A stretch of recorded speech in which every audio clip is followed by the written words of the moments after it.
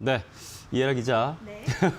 어제 나름의 네. 예고를 아하, 굉장히 네. 기대감 넘치게 이렇게 해주셨는데 네. 퇴직연금 얘기 네. 계속 이어가 주시죠. 네, 오늘은 그 존 리 대표와 함께 퇴직연금에 대해서 이야기를 좀 자세하게 나눠봤습니다. 일단 퇴직연금 하면 퇴직금이랑 좀 개념을 헷갈려 하시는 분들도 많으실 것 같습니다. 퇴직금 같은 경우에는 회사가 보유를 하고 있다가 이 사직자에게 제공을 하는 것이라고 보면 될 것 같고요. 퇴직연금은 회사가 아닌 외부 금융기관에서 차곡차곡 우리가 쌓아놓다가 나중에 이제 지급을 받는 것이라고 개념을 이해를 하시면 좋을 것 같은데요. 이 퇴직연금 같은 경우는 세 가지로 나눠집니다. DB형, DC형, 그리고 개인형 퇴직연금이라고 불리는 IRP 이렇게 세 가지로 구분이 되는데요. 기본의 퇴직금 제형과 관련했던 거는 DB형, DC형이라고 보시면 될 것 같고 IRP는 혹시 기억이 나시나요? 그렇죠. 저희가 연말전상 연금저축 세액공제 혜택 이야기를 하면서 말씀을 드렸었던 기억이 납니다.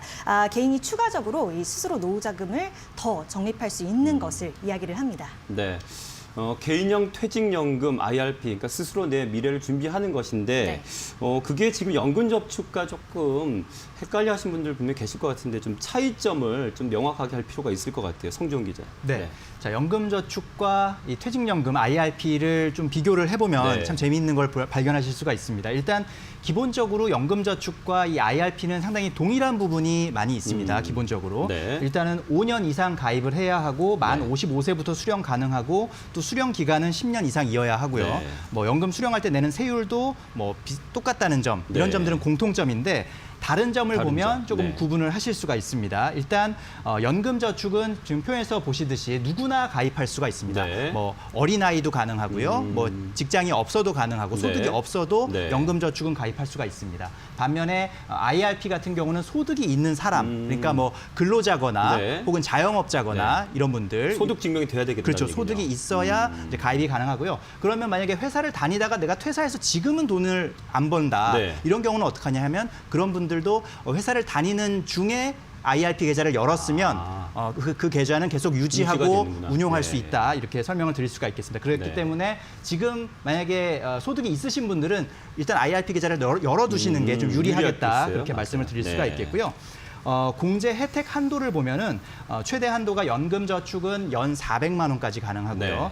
퇴직연금은 700만 원인데 그 퇴직연금의 700만 원 안에 연금저축 400만 원이 포함되는 개념입니다. 그러니까 IRP만 700만 원을 채워서 세액공제를 100% 다 받으셔도 되고 연금저축을 400만 원 넣으셨다면 퇴직연금으로 300만 원을 추가로 또 혜택을 받을 수 있다. 이렇게 설명을 드릴 수가 있겠습니다. 운용 가능한 자산에서 조금 차이가 나는데요. 연금저축은 100% 주식형 자산이 가능합니다. 그 구성 자체가. 하지만 퇴직연금, IRP는 약간 퇴직금의 개념이라는 걸 감안했을 때 주식형 자산, 위험 자산을 70%까지만 설정할 수가 있고 나머지 30%는 좀 안전자산으로 배치를 해야 된다는 거, 이런 차이가 있고요. 또 중도 인출이나 담보대출 여부에서 연금저축은 좀 자유로운 측면이 있지만 IRP는 조금 제한적인 부분이 있다라는 점을 참고하시면 되겠습니다. 네. 자, 비슷한 측면이 많지만 또 중간에 조금 좀 다른 차이점이 있으니까 좀 참고를 하셔야 될 것 같아요. 그래서 그렇죠? 이런 좀 헷갈리는 부분이 많거든요. 뭐 연금에도 국민연금이 있고 퇴직연금이 있고 연금저축이 있고요. 존 리 대표가 그걸 이해하기 쉽게 또 설명해 주셨습니다. 만나고 같이 싶었어요. 한번 들어보실까요? 연금이 세 개거든요. 하나는 국민연금. 그건 누구나 대부분 갖고 있는 거고. 그다음에 이제 기업의 이제 저기 직장인이잖아요. 그거는 당연히 나오는 거잖아요. 그거는 먼저 챙겨야 되겠죠. 그 주식 비중을. 그다음에 이건 엑스트라예요. 그래서 그거 갖고 안 되니까 그거 갖고 당신들 노후 준비 안 된다. 그러니까 정부에서 더 만들어준 거예요. 이것도 해라. 대신에 세금 혜택을 주겠다. 네, 앞서 우리 이해라 기자가 퇴직연금, DB형, 또 DC형, 뭐 IRP 이렇게 또 소개를 해주셨는데 이미 지금 DB형과 DC형을 갖고 계신 분들이라면 또다시 IRP를 가입을 해야 되는 것인지 아니면 이 안에서 어떤 다른 운용이 또 가능한 것인지 이런 것도 좀 궁금합니다. 네, 일단 존 리 대표는 DB형과 DC형 이 두 가지 중에 어떤 것이 먼저 본인이 가입이 돼 있는지부터 확인을 하라고 이야기를 했는데요. 보통 DB형에 많이 가입이 돼 있는 경우가 많다고 합니다. 하지만 이 DB형 같은 경우에는 월급이 뭐 현저히 오르는 경우가 아니면 그보다는 DC형이 낫다라고 조언을 해줬는데요. 이와 관련해서 존 리 대표의 인터뷰 다시 한번 만나보시죠.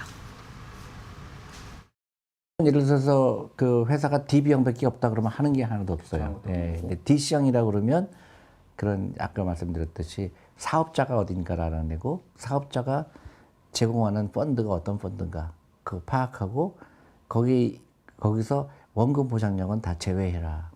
예, 그거는 일하는 게 아니니까 주식형 펀드에 반드시 들어가야 되고 거기에 주식 비중이 얼마 정도 되는지 그러면 내 나이랑 생각했을 때 이게 적정한 그 주식 비중인지 아니면 아닌지 그거는 이제 본인이 판단해야 되는 거고요.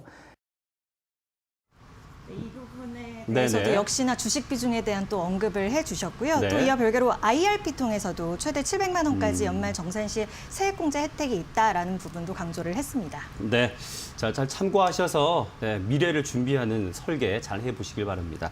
자, 오늘도 기업인 이슈 세 분 기자 수고하셨습니다. 고맙습니다. 감사합니다.